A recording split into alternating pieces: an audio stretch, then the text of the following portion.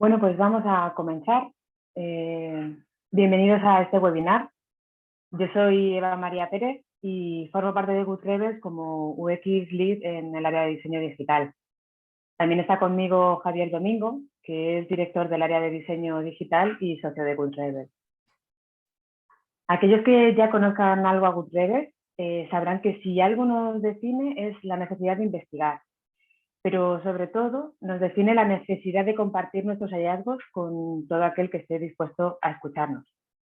Así que hoy nos disponemos a presentar los resultados de nuestro último white paper, UX al punto, en el que hemos estado analizando el estado UX en la empresa española. Para ello, hemos invitado a dos personas que tienen mucho que decir sobre esto y con las que vamos a conversar en una mesa redonda que haremos tras el resumen del white paper que vamos a presentar a continuación. Por un lado tenemos a Cristina González Bermejo. Ella es Hub Lead UX and Design en Repsol desde julio de 2018. Anteriormente ha estado trabajando en FIOR y en otras consultoras, así que ella nos podrá contar su experiencia de trabajar como diseñadora en una empresa que no se dedica al diseño. Hola Cristina, bienvenida y gracias por estar aquí. Hola, buenos días. Gracias a vosotros por la invitación. Encantada. Por otro lado, también tenemos a Daniel González Vilalta, que trabaja como Chief Design Officer en MyInvestor desde hace poco, marzo de 2022, pero que viene anteriormente de haber estado construyendo cultura UX en Orange Bank desde abril de 2018. Anteriormente también ha trabajado en otras agencias y consultoras como Repility, ha sido y es profesor en varios cursos y máster y recientemente ha lanzado un podcast, Valiente, llamado Envase 8, en el que se tratan temas relacionados con el diseño del producto. Hola Dani, bienvenido y gracias por estar aquí. Hola, muchas gracias. Un placer estar con vosotros y entre amigos. Muy bien. Pues nada, vamos a entrar en materia. Permitidme que voy a compartir la pantalla para empezar la presentación y luego pasamos a la mesa redonda.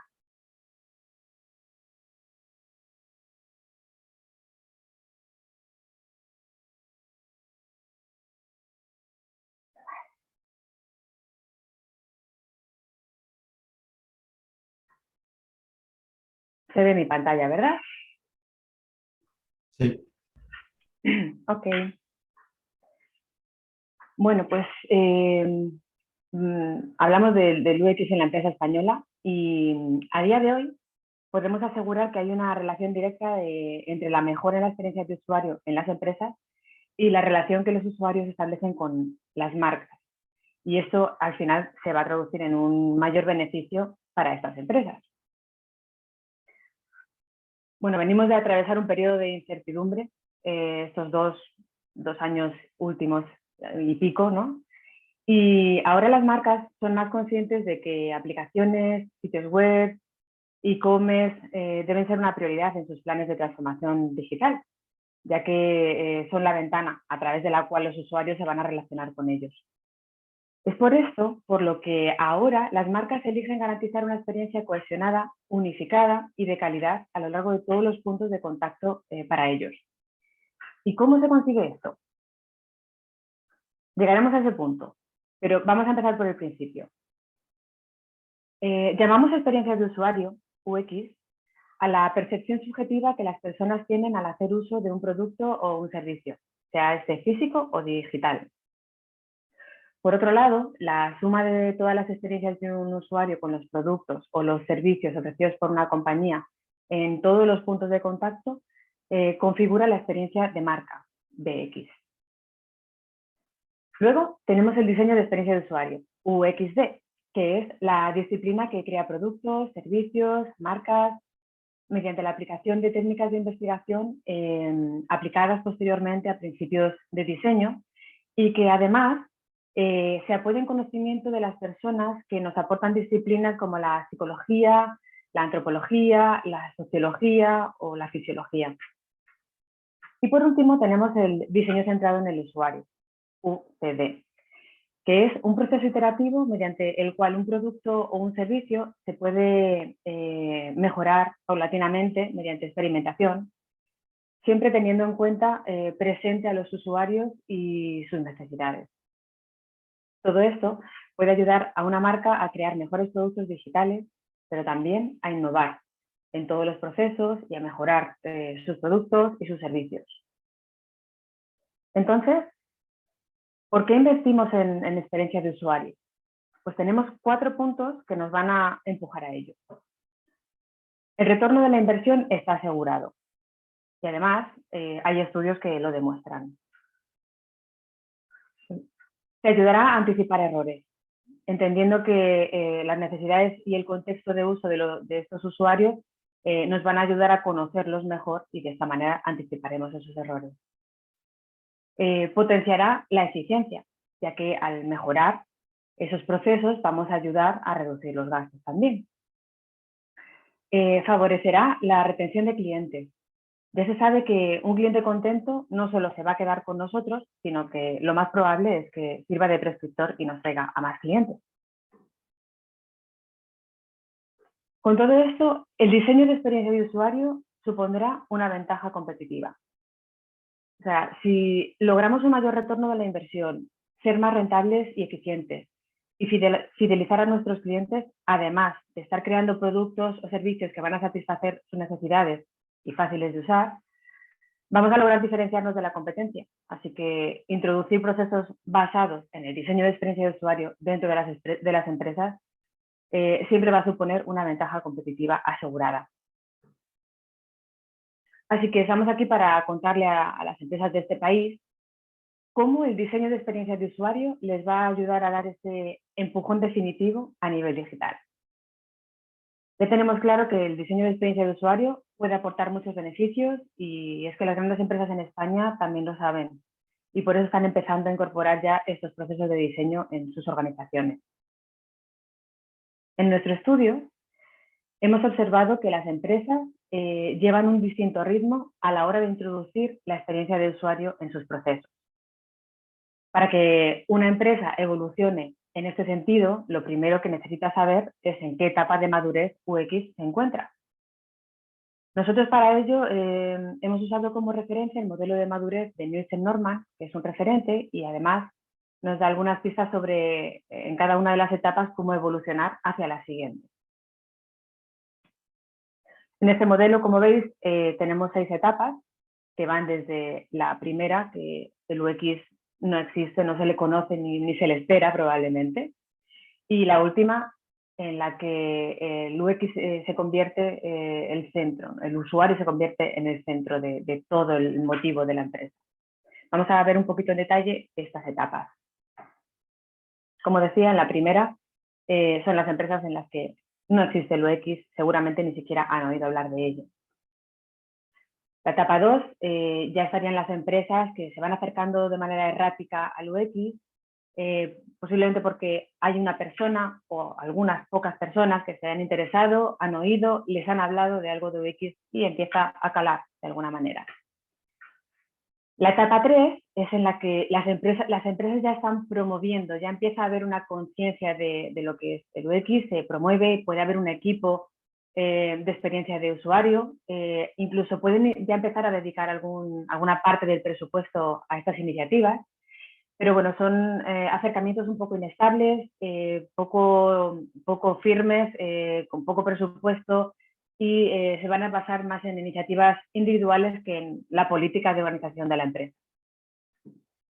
Es ya en la etapa 4, cuando las empresas sí que van a estar reconociendo el valor del UX, tendrán un equipo dedicado a promoverlo y ya están viendo beneficios y retorno de esta inversión, ¿no?, en la transformación. Entonces lo están empezando a potenciar en todas las áreas. Llegados a este nivel, hay que tener en cuenta que cada vez es más difícil pasar al siguiente, porque ya es un trabajo, una transformación muchísimo más completa y un trabajo muy complejo para la mayoría de las empresas. Casi todas las empresas que funcionan de manera aceptable a nivel de UX van a estar en esa etapa. En la etapa 5, el trabajo ya dedicado a la experiencia de usuario va a ser exhaustivo y global en toda la empresa. Aquí la experiencia de usuario va a estar integrada en todos los equipos y al servicio 100% de los objetivos de negocio. Este sería el estado que pensamos que las empresas deberían marcarse como objetivo, el goal principal. Pasamos al nivel 6, en el que somos conscientes de que hay muy pocas empresas que llegan a este estado, posiblemente muy poquitas lleguen, y si quisieran alcanzar este estado, el usuario debe ser el centro del negocio al 100%, y todo lo que se haga en la empresa debería estar centrada. Aquí tendríamos a empresas como Apple o Google, que evidentemente tienen el usuario muy en el centro. Aquellas empresas que sí que lo alcanzan de manera esporádica, seguramente lo hagan de manera temporal y se mantengan aquí un tiempo y vuelvan otra vez a la etapa 5, a veces incluso a la 4, por cambios en las personas que están liderando estas iniciativas, en la directiva, etcétera, etcétera. Pero no es un problema. Si se llega aquí al menos una vez, ya es un lujo. Como decía antes, poquitas empresas se mantienen aquí. ¿Y qué pasa con las empresas españolas? ¿Cómo estamos las empresas españolas? Lo que hemos visto es que en nuestro estudio la mayoría de las empresas se encuentran en la etapa 3, la etapa emergente, y unas pocas grandes compañías que ya han hecho un trabajo un poquito mayor sí que han llegado a la etapa 4. Estas empresas, la mayoría, ya han realizado algunos proyectos UX con éxito. Se están marcando objetivos de negocio relacionados con el diseño de experiencia de usuario claros. Aplican algunas metodologías de diseño UX e investigación con usuarios. Empiezan a centrarse en el usuario. Introducen el UX, pero todavía está en silos dentro de la empresa y no de manera global extendida. Se reconoce el valor de UX, pero aún no hay procesos ni roles de diseño estandarizados. Y los procesos de UX que establecen no son escalables. Entonces, ¿cómo llevamos el UX de tu empresa al siguiente nivel? Vamos a repasar las acciones que las empresas sí pueden ya poner en marcha para avanzar en esa mejora de la experiencia de usuario y beneficiarse además de esas ventajas competitivas que conlleva. Punto 1. UX es más que diseño. Todavía se asocia experiencia de usuario a diseño visual.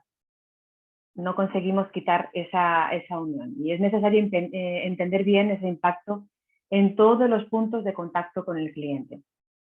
En nuestro estudio descubrimos que los roles más demandados son los diseñadores de interacción, son un 44% de los encuestados, y posiciones de liderazgo sin incorporar roles más estratégicos y de conceptualización.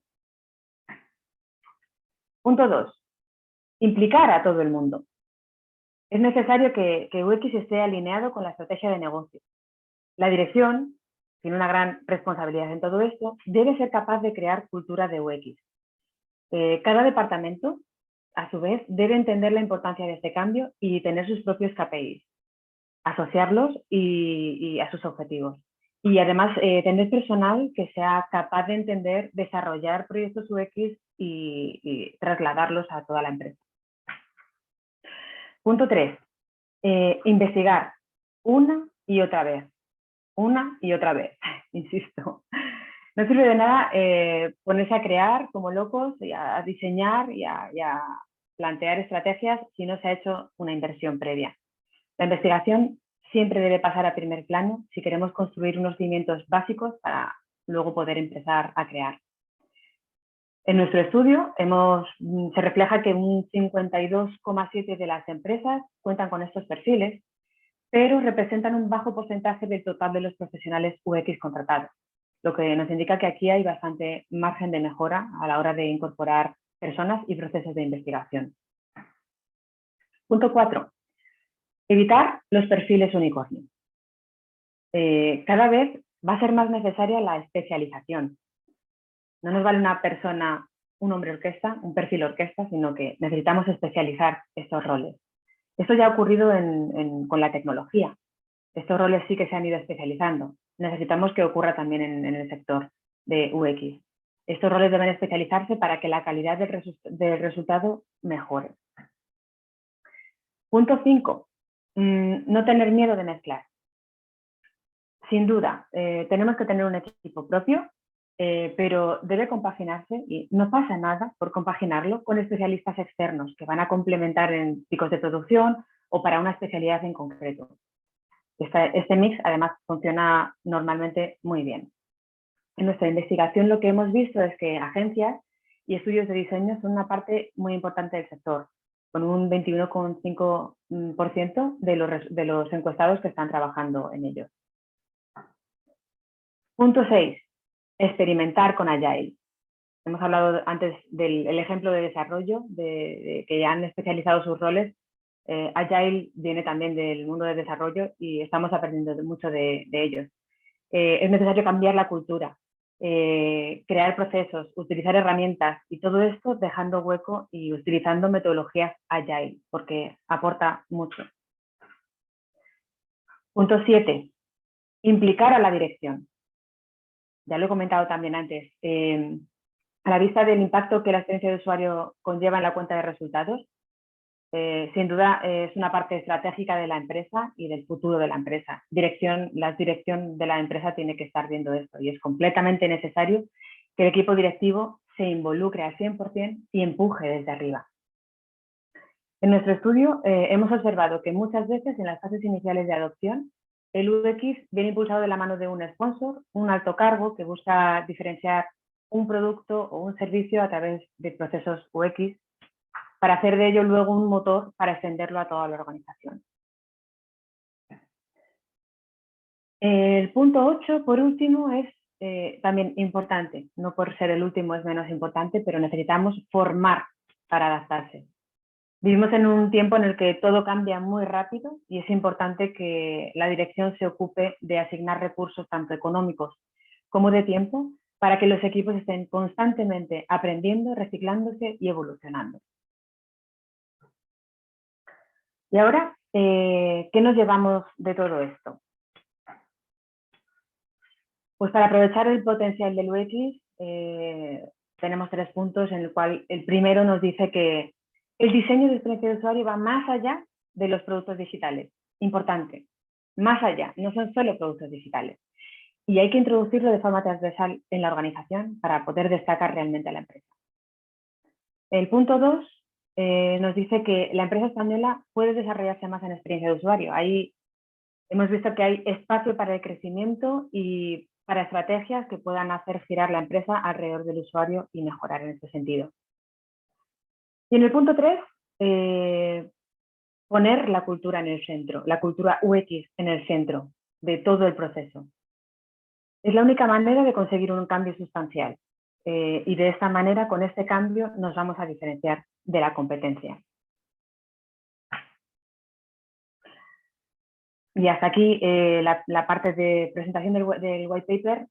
Solo decir que en Good Rebels estamos abiertos a ampliar más información sobre este tema o cualquier otro, así que podéis poneros en contacto con nosotros. Os dejo aquí el mail de Javier Domingo y cualquier cosa podemos hablar.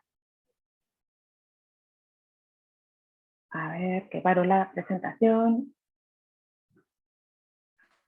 Muchas gracias, Ela. Ya os veo a todos. Muchas gracias. Vamos a iniciar ahora la mesa redonda.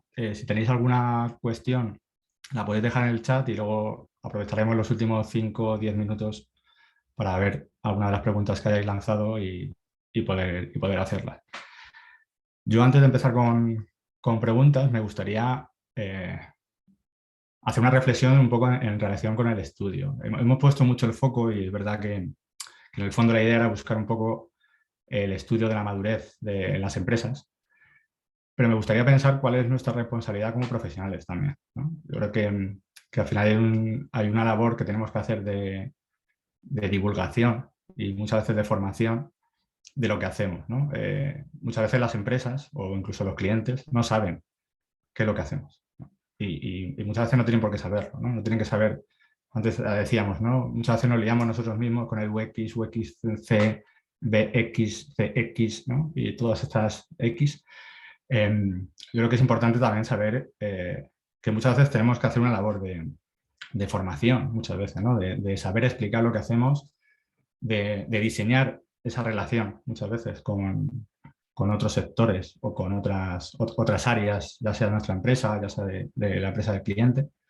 Y me gustaría también un poco hacer una reflexión sobre eso, ¿no? Que no es culpa, ¿no? Por llamarlo de alguna manera, culpa de las empresas, sino que parte de esa responsabilidad también recae en nosotros como profesionales, ¿no?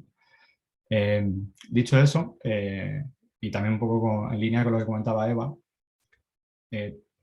también hay buenas prácticas. Yo creo que tanto fuera de España, pero ahora enfocándonos en España, hay buenas referencias, perdón. Creo que hay cosas que se están haciendo muy bien, creo que hay empresas que están trabajando y yo a mí personalmente, hoy tenemos 2 referencias.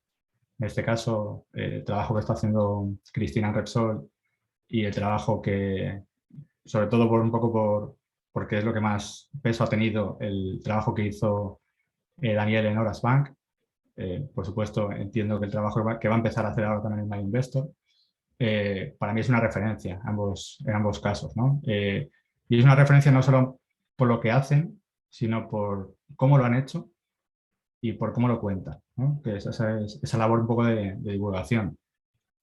El caso de Cristina desde el 2018, toda esa labor que ha hecho internamente de incorporar esa cultura, ¿no? y de diseñar esa relación en una compañía compleja, yo creo que muy compleja, como decía Eva, donde posiblemente el UX ni se conocía el diseño. Yo creo que el diseño sí, pero no el diseño UX.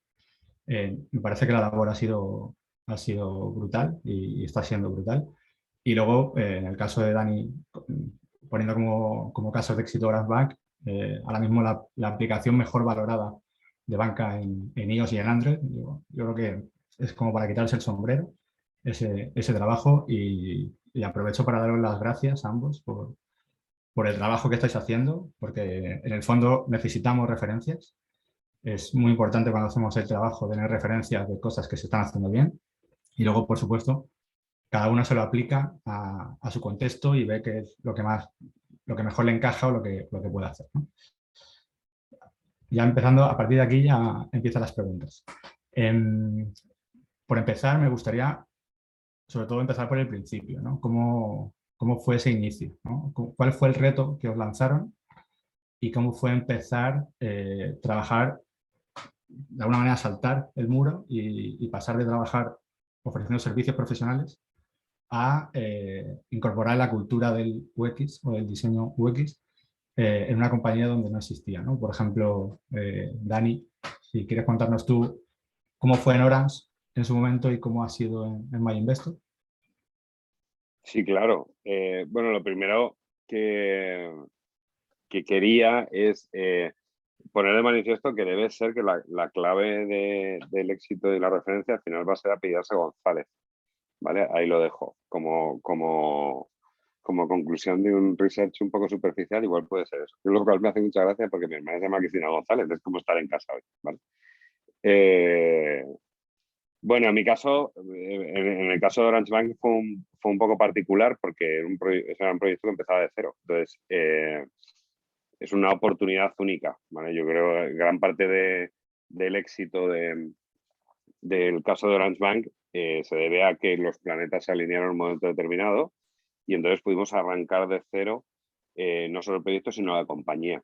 Y eso al final facilita ciertas cosas porque, como bien sabéis, los que desde el otro lado de la barrera os dedicáis a intentar evangelizar en grandes compañías o en medianas compañías, pero con una trayectoria, lo más difícil siempre es el cambio cultural para todo, para UX también, ¿no? Entonces, en este caso no ocurría. Y una empresa que está empezando es una empresa estructural y orgánicamente moldeable. Entonces, es el momento adecuado para establecer no solo la cultura, sino los procedimientos. Y ahí es donde yo quería hacer un poco de hincapié, porque para mí el éxito en nuestro caso se debió sobre todo a que el Product Operating Model que se estableció bajo el amparo del Agile, ¿vale? Porque yo de los 8 puntos que decía Eva, iba haciendo tic en todos ellos. Tuvimos la oportunidad de ajustar el Agile, que efectivamente es una metodología de ingenieros para solventar problemas de ingenieros, que está bastante alejado por naturaleza del diseño, tuvimos la posibilidad de acompasarlos y hacer que fluyeran, ¿vale? Y esa es un poco, yo creo que la parte más importante. Efectivamente hay otro tema que es digamos, la profesionalización, ¿vale? Tuvimos también la oportunidad de profesionalizar mucho esto, hacer un Design Operating Model dentro de ese encaje general de producto, en el que con perfiles bastante especializados, al final pudimos establecer esa cultura orientada al UX, que yo creo que sí nos colocaba entre un 5 y un 6 al final del proceso, yo creo. Perfecto, pues. ¿Y tú, Cristina, cómo fue? Creo que tu caso fue un poco diferente, ¿no? Yo no me encontré con, con algo iniciático ni moldeable, ni mucho menos, ¿no? Pero en cierta manera sí que es verdad que al encontrarme en un sitio que estaba no sé si hay un estado 0 debajo del 1, pero si lo hubiera, cuando empezamos en Repsol empezamos desde el 0, seguro, ¿vale? Empezamos desde el sótano. Y nosotros, por ejemplo, empezamos en un contexto de diseño entra en la compañía, UX entra en la compañía a propósito del nacimiento del programa de transformación digital, ¿no? Liderado por Enrique, ¿no? Entonces, en ese contexto se montan un montón de capacidades que no existían en la compañía, ¿vale? Pues de data, de todo el tema de desarrollo, diseño, blockchain, un montón, ¿no? Y nosotros estábamos como equipo de diseño en una de esas capacidades, ¿no? A tu pregunta, ¿no, Javier, de cómo es el salto, ¿no? de mi caso, pues de un Saffron a un Fior, que siempre había estado, ¿no? en la parte más de estudio de diseño, a un corporate en el que te encuentras, ¿no? Ese bicho, y además en un proyecto cuyo reto era el de transformar, ¿no? Toda la cadena de valor de la compañía, que en el caso de Repsol es ultra complejo, ¿no? Entonces, bueno, pues fue overwhelming, to say the least, la verdad. O sea, yo no me había enfrentado nunca a un proyecto así, ¿sabes? No es que viniera a montar ¿sabes? El 10º equipo de diseño, no había hecho nunca en mi vida, no tenía ni idea de cómo se hacía eso, no había hecho ni nada parecido siquiera.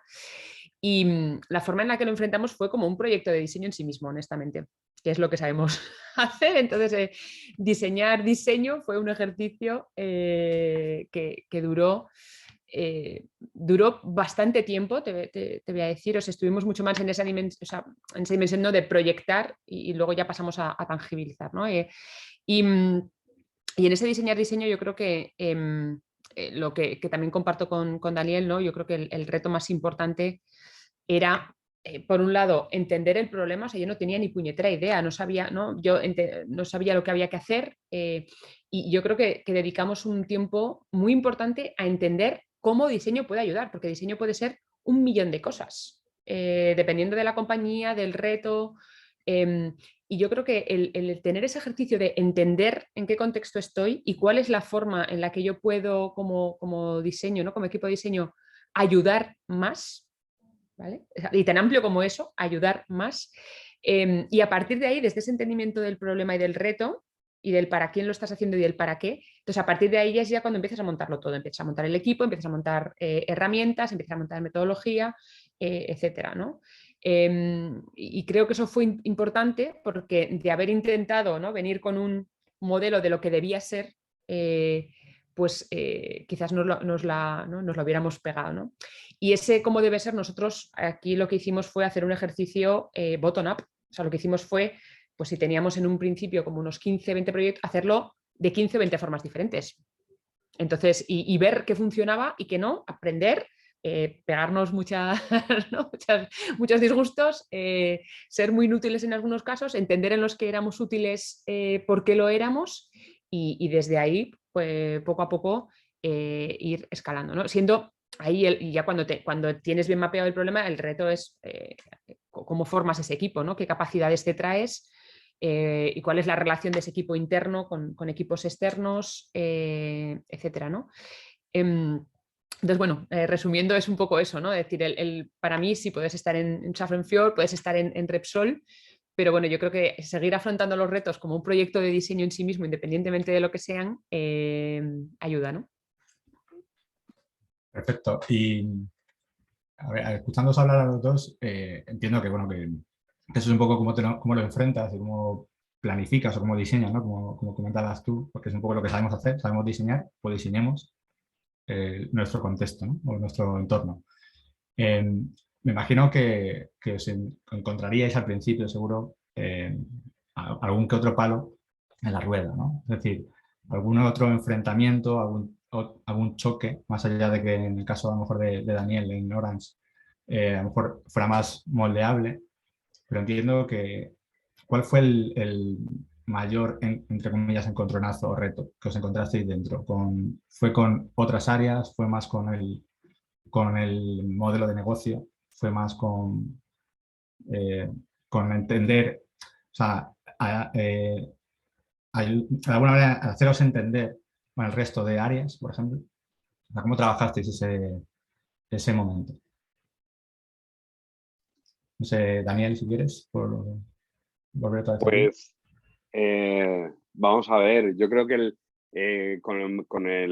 con la parte de estrategia de la compañía en general, no, porque es algo que es muy inmediato demostrar que el diseño aporta a la estrategia. Es muy inmediato, ¿vale? Entonces, eso, bueno, es fácil de demostrar y es autoevidente, ¿vale? Cuando tú coges y invitas a alguien de la dirección más top a que vea cómo se habla con los clientes, cómo se interactúa con ellos, cómo testan tus cosas y tal, digamos que te los ganas de manera inmediata. Eso lo cual también hay que tener el coraje de hacerlo, que meter al CEO de la empresa y eso que en las que yo estoy ahora son más asequibles, son más pequeñas. No sé el CEO de Repsol si es posible hacer eso, ¿vale? Pero a niveles muy, muy directivos tiene que impresionar un poco, ¿no? Meterle ahí y decir, Dios mío, que salga bien todo, ¿no? Pero es muy inmediato. Donde realmente están los problemas, o sea, no, finalmente las cosas salieron muy bien, costó mucho trabajo convencer. Es cierto que el reto no era tanto transformar una cultura, sino transformar las 60 y tantas culturas diferentes que venían ahí, porque al fin y al cabo nosotros no teníamos una inercia de compañía, pero cada persona que estaba ahí venía con sus propias inercias de bichitos diferentes, muchos de ellos de banca muy tradicional, ¿vale? Entonces, al final todo el mundo viene a trabajar de una manera que nunca es la nuestra, ¿vale?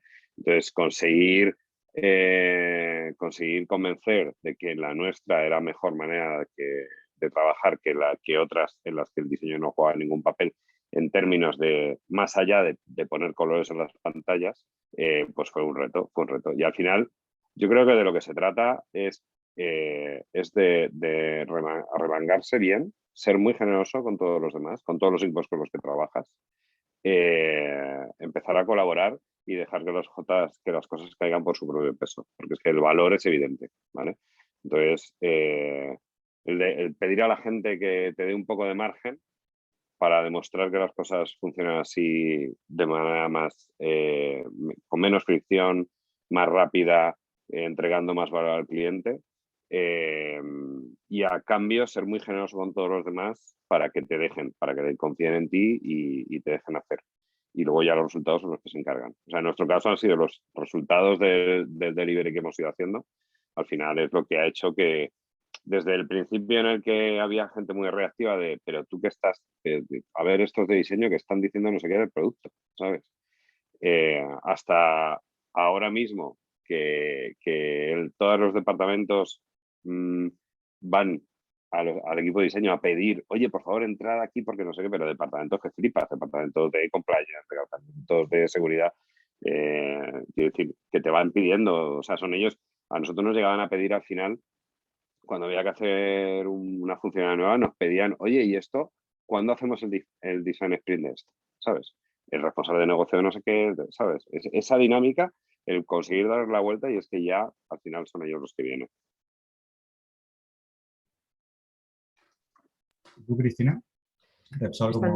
Estando de acuerdo, muy de acuerdo con todo lo que ha comentado Daniel, ¿no? Yo creo que también yo añadiría en nuestro caso, como yo lo veo, había un reto de naturaleza intelectual, es en el sentido de que nosotros cuando entramos aquí, o sea, el mundo de la energía, el contexto de la energía es muy complejo y encima de ser muy complejo no está nada diseñado. cero, ¿vale? O sea, nosotros no tenemos referentes, no tenemos a quien mirar, ¿sabes? No hay un Enertec, ¿sabes? Al que yo pueda copiar, que me encantaría tener benchmark, ¿sabes? No lo hay, entonces no lo hay en ese sentido, ¿vale? Más allá de los Teslas y 4 más, pero son un bicho muy diferente a nosotros. Luego Repsol es una compañía muy peculiar en el sentido de que tiene toda la cadena de valor integrada y eso lo hace muy diferente al resto. O sea, nosotros no es ni dar servicio a los antiguos modelos ni dar servicio a los nuevos, como están muchas empresas energéticas, están muy polarizadas. Nuestro reto es ayudar al usuario a transicionar de un punto a otro, ¿vale? Y lograr como sociedad ser cero emisiones netas en 2050. Entonces hay una parte en el reto en sí mismo que es muy difícil y que cuando les preguntas a tus usuarios cuál es tu relación óptima con la energía, te dicen que la no relación. ¿Vale? Yo creo que eso también ha ido cambiando en los últimos 4 años. Yo creo que ahora ya todo el mundo entendemos que hay que nos tenemos que preocupar por la energía, ¿sabes? Que no puede ser algo, ¿no?, que vaya así on the ground, que hay que entender en qué consumimos esa energía, que hay que entender cómo podemos optimizarla y cómo podemos contribuir, porque o sea, en ello nos va en ello, o sea, sí el PNL de la compañía en la que yo trabajo, pero nos jugamos mucho más como sociedad, ¿no? Entonces, o sea, hay una parte de reto que bueno, no es que digas que es una barrera, ¿no? Pero ha sido muy complejo superar eso. Y luego para nosotros como equipo de diseño, pues el ponernos up to date con la ambición de negocio, la velocidad con la que queremos entregar nuevas soluciones, testar, etcétera. Nosotros ponernos a la altura de negocio y tener conversaciones de tú a tú para poder ayudar realmente es un reto brutal. Es difícil, o sea, yo es de los retos y he trabajado en mi época de consultora en muchos sectores, en muchos universos. Yo es sin duda el proyecto más difícil y apasionante, ¿no? O sea, en ambas cosas, ¿no? Que he estado jamás. Entonces, estar ahí y constantemente estar como, o sea, y seguir ahí, porque esto no es algo que llegas, entiendes y luego te pones a operar, o sea, es que cada vez hay más retos porque tienes mucha dependencia regulatoria que te cambia la foto completamente o social, etcétera. Entonces, estar constantemente ahí me parece que es un reto brutal, ¿no? O sea, es como no correrte la San Silvestre o correrte la Beovia. O sea, nosotros esto es la Beovia, ¿sabes? O sea, el perfil de esto es exigente. No, habláis, hay como términos que se repiten, pero me gusta, ¿no? Que es, antes decías tú, Cristina, ayuda, ¿no? Hablar de ayudar, ¿no? De ese, casi de ese sentimiento de llegar a un sitio con humildad, de yo vengo aquí a ayudar, ¿no? Daniel hablaba también de confianza, ¿no? De que al final te tienes que ganar esa confianza, pero es verdad que cuesta, ¿no? Que al principio hay mucho escepticismo, ¿no? Hacia el diseño, ¿no? Entonces yo creo que como que cuesta encontrar, o sea, cuesta ganarse ese tiempo para que los resultados salgan y a su vez ganarte la confianza. Hay siempre una cuestión que tiene que ver con el retorno, ¿no? De, oye, yo estoy invirtiendo en esto, pero ¿qué me está devolviendo esto? Sobre todo muchas veces a nivel negocio. Y esto pasa, por ejemplo, antes hablamos de la inversión en research, ¿no? Que muchas veces se cuestiona, ¿no? Hay muchas veces que es como, pero, pues, toda esa parte, ¿cómo la habéis gestionado, ¿no? Antes comentabas tú, Dani, que fue fácil porque fue muy, muy rápido demostrar que tenía valor, pero yo creo que hay veces, no sé si habéis tirado de referencias, no tanto de bench, como tú decías, a lo mejor, Cristina, que no tenéis, pero referencias de mira cómo lo han hecho en otro sitio, o era simplemente, oye, de darnos confianza, confía en mí que para eso estoy aquí, ¿no? Para eso me habéis contratado, darme tiempo y que lleguen los resultados. ¿Cómo habéis gestionado ese momento, ¿no? de duda de, oye, yo estoy invirtiendo en esto, pero ¿cuándo voy a ver resultados? Por ejemplo, bueno, Cristina, tú si quieres comentar. Ahí estoy de acuerdo con Daniel, eso es que las cosas, o sea, en el momento en el que como diseño tú empiezas a estar en ese delivery, es que cae por su propio peso. Yo en ese sentido, vamos, yo sí que reconozco que al principio, ¿no? En ¿no? por donde tiramos, hubo un momento en el que nos pusimos así como muy exquisitos y nos pusimos como un poco teóricos, ¿no? Así, ¿no? O sea, cagadas, ¿sabes? O sea, mi jefe me dijo, deja de hablar de diseño, de diseñadores, fuera tal, pongamos aquí manos a la obra. Y muchas veces los diseñadores, es verdad que estamos ahí como en un metamundo, que yo he aprendido a tenerlo, o sea, todas esas reflexiones y toda esa, ¿no?, intelectualización y esas conversaciones y tal, pero en nuestros, ¿sabes? En nuestros, ¿no? O sea, entre nosotros, ¿vale? Y que para nada proyectamos hacia el negocio, ¿no? Porque si no, como te empiece, o sea, ¿no?, los XD, los UX, o sea, me perdí hasta yo en esas definiciones, ¿eh? O sea, que muchas veces nos ponemos, o sea, invertimos como todo ese esfuerzo, ¿no?, para nosotros, pero son narrativas que sirven para nosotros. O sea, es onanismo, ¿vale? Y yo, como lo expresamos hacia afuera, es como, oye, diseño puede ayudarte en dos cosas, que es proyectar, o sea, estar contigo en esas conversaciones de proyectar, y en tangibilizar. Y punto, ¿sabes? Y olvídate de disciplinas y de lirilis y de reles. Por mucho que luego sea una disciplina efectivamente muy compleja, con muchas especializaciones, que tengas que saber orquestar, pero eso ya de puertas hacia adentro, no hacia afuera, ¿no? Y en eso que decías, Javier, de mostrar el valor a negocio, ¿no? Yo creo que cuando estaba Eva presentando antes, digo, ostras, nosotros creo que podemos estar muy orgullosos de haber pasado del 0, insisto, al 4 y estamos ya rozando el 5. Creo que el estar en ese 5 va por efectivamente dar ese salto de diseño a performance, porque nosotros ahora mismo estamos en una reutilización, o sea, que controlamos muy bien lo que viene siendo la reutilización de componentes y tenemos por ahí un ahorro y eso lo tenemos súper bien medido, ¿vale? Y estamos teniendo unos datos brutales. El año pasado tuvimos un retorno cerca de 2 millones en la inversión en el sistema. Este año, en el primer Q, ya casi vamos por el 1. O sea, en ese sentido, demostrar el valor en ahorro de tiempo y de pasta, que es muy importante, ¿vale?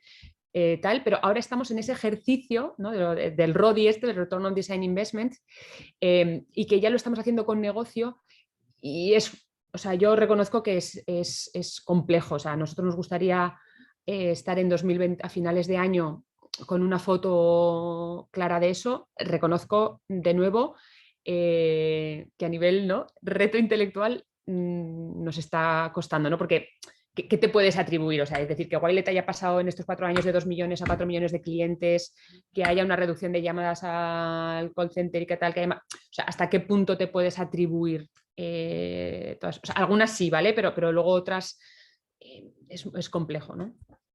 Y es un trabajo, al final es un trabajo conjunto que implica la labor de muchas otras áreas, ¿no? Lógicamente no es una cosa solamente de vosotros como equipo dentro de en este caso, una corporación tan grande. Pero bueno, al final, si antes de que existieseis no pasaba, al final habéis formado parte, ¿no? Yo creo que, o sea, yo ahí veo otros, de nuevo, el problema con los benchmark. Yo no me siento cómoda, o sea, porque hay muchas cosas o sea, es que los diseñadores por nosotros mismos es que no hacemos nada, quiero decir, o sea, que es una cuestión muy de trabajo y colaborativo de gente que está o sea, lo que pasa es que tenemos una cosa más, o sea, que tenemos ahí esto de que somos mucho más, nuestro trabajo es mucho más visible, pero hay una cuestión muy de procesos, ¿no?, de numerología por detrás, de desarrollo, de simplificación de sistemas, etc. O sea, que por estar poniendo, ¿sabes?, sí, la capa. cherry on the cake, que te atribuyas todo eso, a mí me parece, es que me parece iluso. Además, ¿sabes? O sea, no. Nosotros sumamos a todo lo demás. Es que somos parte, o sea, ni más ni menos que de todo eso. Lo que pasa es que yo sí que creo que como diseñadores somos capaces de actuar como traductores, ¿no?, de entender múltiples perspectivas y en esa tangibilización, ¿no?, decíamos de proyectar y tangibilizar, en esa tangibilización ser capaces de aunar toda esa visión. Pero ostras, que porque seamos los que andamos y tal, yo por lo menos no me siento nada cómoda con eso. Sí, ponernos la medallita solamente por eso no tiene sentido. Pero antes también justo, ahí ahora nos cuentas tú, hablabais justo del delivery, ¿no? De que al final es importante quedarnos menos teorías y más prácticas, que es lo que te permite primero testar, más probar y muchas veces obtener resultados, ¿no? Entiendo, Dani, que lo que contabas antes también iba un poco por ahí, ¿no? Es fácil demostrar que las cosas funcionan, pero por supuesto tienes que hacer, ¿no? No te puedes quedar en la teoría, como comentaba Cristina.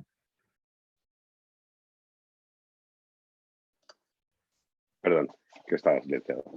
No, o sea, no, además que las teorías están bien. Yo creo que es importante que haya un racional detrás de todo lo que se hace en todas las dimensiones, pero no, hay que hacer, porque además cuando haces es cuando demuestras de lo que eres capaz de aportar, ¿no?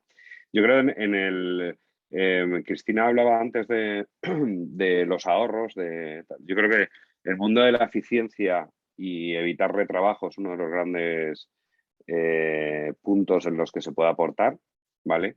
Dentro del mundo del diseño hay muchas disciplinas. Yo creo que sobre todo la parte de trabajar con usuarios desde el principio, orientar el producto al cliente y luego testar durante todo el proceso de trabajo, es la parte del diseño que más ayuda a ser eficiente, ¿vale? Porque al final te ahorras un montón de retrabajo, ¿no? De lanzar cosas y decir, coño, ¿y cómo no funciona? ¿Cómo puede ser, no? Pues, no sé, le has preguntado a alguien de los que le iban a consumir si le interesaba para algo esto que te has ocurrido, ¿no? Entonces, esa parte es muy importante. En términos de rentabilidad, por decirlo así, en la parte hay un terreno que es un poco más complicado de mostrar, que es el tema de cómo mejora en las ventas de los productos el ejercicio de diseño, ¿vale? Porque hay muchas variables que intervienen y hay muchas veces que hay ciertos resultados que se pueden ver ocultos por otros, ¿no?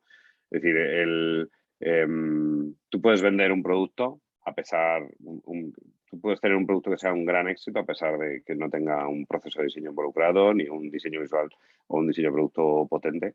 Puedes venderlo por muchos motivos, ¿vale? A pesar de todo ello, ¿no? Donde yo creo que la experiencia de uso genera un impacto más claro y es mucho más estratégico además, es en la fidelización de los clientes, ¿vale? Yo creo que ahí sí que tenemos tú puedes encasquetarle un producto a alguien, se lo encajas y ahí lo has dejado y ya está, ya lo has vendido, ¿no? Pero eso tiene las patas muy cortas, donde realmente está la oportunidad a largo plazo y donde la rentabilidad se dispara es en la fidelización y en la recurrencia. Y ahí sí que la experiencia de uso es fundamental a lo largo del proceso de ciclo de vida de experiencia de ese producto. Yo creo que ahí sí que hay una apuesta clarísima en la que la experiencia de uso se da de la mano de la experiencia de cliente, ¿vale? Que yo creo que es el punto ideal. O sea, en la cúspide del 6, yo creo que el principal indicador que debes tener, o uno de los principales indicadores de que has llegado al 6, es cuando la experiencia de cliente y la experiencia de uso son lo mismo, ¿vale? Bien aplicada al business as usual, aplicada al diseño del producto, pero es la misma filosofía y son las mismas personas, ¿no? Yo creo que ahí es donde está la clave, en la vida, en la fidelización de la experiencia de uso de los productos. Okay. Vamos a tener que ir acabando, me da pena, pero me quedaría hablando mucho más tiempo. Pero así, para terminar, como última pregunta, me gustaría conocer así brevemente, si tenéis, aunque todavía queda mucho recorrido, aprendizajes que os gustaría compartir, ¿no? Cosas que os han funcionado, que no quiere decir que a todo el mundo le tengan que funcionar, porque, como comentábamos antes, el contexto de cada uno es particular y lo que a uno le funciona, a otro no le funciona y luego no todo el mundo lo aplica de la misma manera. Pero si tenéis algún tip en los procesos, en este caso Orange o MyInvestor y Cristina, tú en tu caso de Repsol, algún tips que os gustaría compartir. Si es un secreto, me imagino que algún secreto no querráis compartir, pero si hay algún tip que querráis compartir. Yo, mira, por tirar y no irse comercialmente, que parece más aburrido. Yo llevo 22 años trabajando en este mundo, desde que entré en Terra, allá por el año 2000. Y el mayor tip que puedo dar es el mismo que el día que empecé, ¿vale? Una cosa que no ha evolucionado prácticamente nada y que me sigo encontrando con gente que lo dice abiertamente y es que se me llaman los demonios, ¿vale? Que se teste con usuarios, coño. Que es que se sigue sin testar nada en casi ninguna empresa. Que es mentira, casi todo el mundo se llena la boca. Yo cada vez que alguien empieza a decir en un discurso, esta empresa es customer centric, me echo a temblar. Esos no han testado en su vida con nadie. O sea, es que, y sigo viéndolo. El sábado di una charla en una empresa bueno, en un bootcamp, y me decían, bueno, es que simplemente yo soy mi empresa. Dices, pero coño, así seguimos, que te lo siguen diciendo, que testen con usuarios, que una vez que testen con usuarios se van a dar cuenta de tantas cosas. Todo lo demás viene después. Pero el convencimiento de que diseñar el producto es coger a un tío y preguntarle qué es lo que quiere y hacérselo, y mientras lo estás haciendo, le enseñas lo que estás haciendo y que te diga cómo vas, es que es eso, ese es el resumen. Pues siguen sin querer. Sí, ¿no te parece que hay como un cierto miedo a testar con usuarios porque es como asumir que nosotros no lo sabemos todo? Y evidentemente no lo sabemos todo, para eso hay que preguntarle a los usuarios, ¿no? Yo creo que ahí hay como... Pero no todos, si es que a mí cuando nos lo habrán dicho a todos 1000 veces, ¿no? Es que Henry Ford, si hubiera preguntado, le hubieran dicho que me ha caído. Digo, ¿qué huevos tiene que se piensa que es Henry Ford este tío? O se piensa que es Steve Jobs. Pues qué suerte tienes, ¿sabes? Pero yo no me encuentro ninguno de esos todavía, ¿sabes? Ahora que veo empresas dándose castañazos constantemente desde hace 22 años, así, no sé. ¿Y tú, Cristina? No, me callo. No, yo creo que... De hecho, creo que ha habido aplausos en el chat. Ha habido ovación en la sala. Ha habido ovación en la sala, sí. Nosotros testamos todo. Aquí no se desarrolla nada que no se teste. Quizás ha sido una de las cosas y sigue siendo uno de los presupuestos que más nos cuesta defender, pero es un either or, o sea, eso pasamos y estoy totalmente de acuerdo, Daniel. También hay lugares en los que, o sea, yo también he visto el límite del research, o sea, donde, ¿sabes? Cuando realmente, ¿no? Con nosotros, cuando queréis hacer una cosa que no, o sea, no, bueno, ahí otro rato discutimos, ¿no? When enough research is enough, ¿no? Que decía esta, pero bueno. Yo es que tips, no sé qué mi consejo puede ser así como universal, ¿no? En ese sentido, pero no sé, yo como gran aprendizaje quizás es el valor de diseñar constantemente la cultura de diseño y el propio equipo, ¿no? O sea, para mí es que es crítico, yo creo que ha sido la fuente de mayor satisfacción y sigue siéndola mucho más que el bicho, ¿no? O sea, yo veo el bicho, ¿no? Lo que estamos diseñando y digo, vale, puta madre, lo que hemos hecho aquí en 4 días, los 4 mendas que estamos, ¿no? Guay. Pero yo creo que ver, ¿no? el equipo y cómo ese equipo interacciona con la organización y cómo la organización interacciona con nosotros, es que me parece brutal. Y muchas veces nos obsesionamos con, ¿no? el diseñador, ¿no? Nos obsesionamos a veces con el objeto, que es importante, creo. Pero, no sé, yo creo que invertir tanto o más tiempo en diseñarnos a nosotros mismos, en hacerlo constantemente y seguir siendo relevantes, ¿no? Y no evitar la complacencia, ¿no? A mí yo creo que eso es lo que como equipos de diseño nos va a hacer que sigamos estando en las empresas y que seamos una parte fundamental, o que, ¿no? pasemos a ser como, ¿sabes? ¿No? Como un mal necesario, ¿no? En el peor de los casos, ¿no? Y es que no lo podemos dar por garantizado. Yo creo que ¿no? Vivimos así en un hype. No digo una moda porque yo todos los años que no tantos como Daniel, pero todos los años que llevo trabajando en diseño, llevo escuchando lo de la moda y estoy hasta las narices ya de que somos una moda. No me refiero a eso, sino realmente en el concepto de aportación de valor. ¿Vale? O sea, que creo que hace falta una reflexión constante y una adaptación constante para seguir siendo útiles. Perfecto. Bueno, te digo, me da mucha rabia cortar, pero vamos a tener que ir cortando. No sé si había alguna pregunta. Ha habido ovaciones, pero no sé si hay alguna pregunta. Creo que no. Si alguien de los que está escuchando tiene alguna pregunta que hacer a Dani, a Cristina o a nosotros, a Eva o a mí. Si no hay ninguna pregunta, que parece ser que no, ¿verdad? No hay, ¿no? Pues voy a hacer yo una. Espero que sea cortita y sencilla. Este momento en el que hay un cambio, ¿no? De ser nosotros los que estamos persiguiendo, intentando hacernos notar, intentando hacer estar presente, ¿no? El diseño en los diferentes aspectos de la empresa.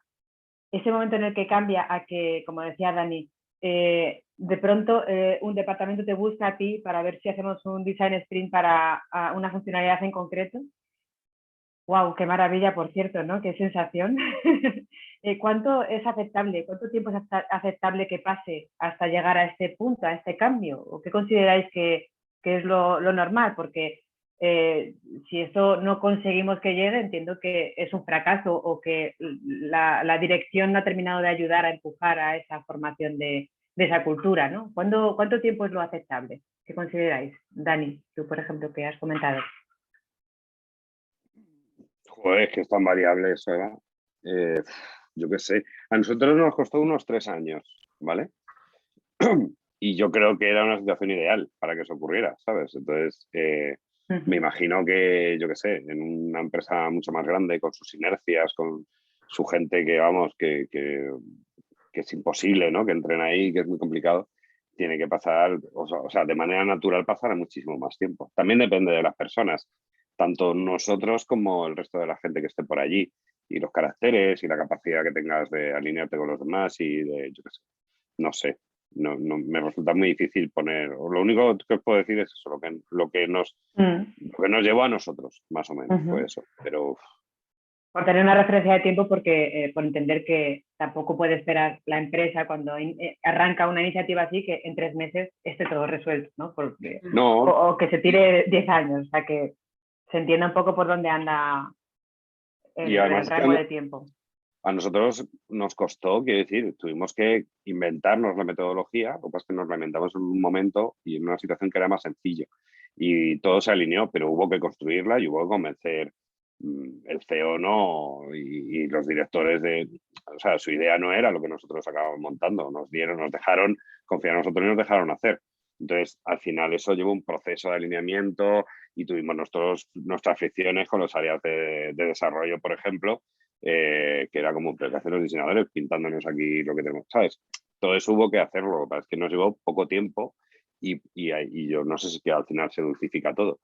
En su momento te cabreabas igual como una mona, ¿no? Pero sí es una, o sea, en 3 años lo construimos y a mí me parece razonable. Sí. En tu caso, Cristina, más o menos podrías... Yo, me parece muy buena pregunta, Eva, porque parece muchas veces que esto del diseño es una especie como de plug and play, ¿verdad? Sí, ya hemos puesto diseño, venga. Sí. Yo, los 2 primeros años se podían haber ahorrado o sea, no sé por qué me pagaban porque no aportamos absolutamente nada. O sea, en los 2 primeros años aportamos a esta compañía 0. Un equipo de 4 personas, súper senior todas, ¿vale? O sea, muy, muy senior, ¿no? Los que conocéis quién estaba detrás de esto, lo sabéis bien. 0, no aportamos nada, pero nada. O sea, Executive Entertainment, ¿sabes? O sea, que hacíamos algún workshop, alguna movida, o sea, 0. Y estoy con Daniel, yo creo que cuando nosotros empezamos a entregar valor o cuando se empezó a tangibilizar, ¿no? El valor de tener un equipo de diseño fue al 3er año o una cosa así. Sí, totalmente. Entonces, sí, esto es un mensaje muy importante. Montar un equipo o sea, puedes tener el equipo, puedes tener el presupuesto, tardas mucho. Y luego que es una cosa que, de nuevo, que no depende solo de nosotros mismos, ¿no? Yo creo que nosotros como equipo de diseño no seríamos lo que somos hoy si no fuera, gracias en nuestro caso, ¿no? Gracias a Enrique, a Valero, ¿no? A nuestros jefes que han ayudado a que diseño se entienda en otros ámbitos, ¿no? Yo no creo que yo tenga, o sea, yo encantada con Josu John ¿no? Bueno, de presentarle y de hacer estoy esperando, pero yo creo que no hace falta que diseño sea Chief Design Officer, no hace falta en el contexto en el que yo estoy, pero es increíblemente valioso que en esos ámbitos haya una visión de diseño, ¿no? Que en este caso lo lleva Valero ahí, ¿no? Entonces, eso es imprescindible, quiero decir, y ganarte y hacerte entender y generar todo ese discurso no es una cosa que pase de la noche a la mañana y hay que, o sea, es una inversión al principio, es una inversión que no rentabilizas hasta pasado un tiempo, como decía Daniel. Sí. Sin duda. Perfecto. Bueno, pues sí, yo creo que si no hay más preguntas, pues vamos a tener que dar por cerrada la sesión. Agradecer a todos los asistentes y también a los invitados el haber estado aquí y estamos en contacto. Aquí nos tenéis.